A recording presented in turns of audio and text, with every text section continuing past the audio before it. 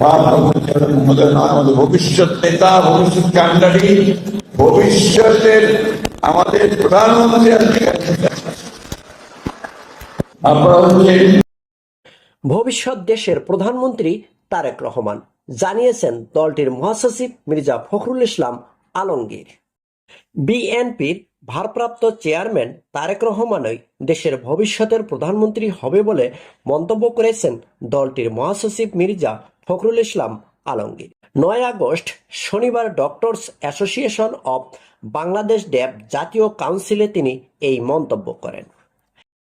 বিএনপির মহাসচিব মির্জা ফখরুল জানান, পারস্পরিক হিংসার যে সংস্কৃতি তৈরি হয়েছে তা আমাদেরকে ধ্বংস করেছে।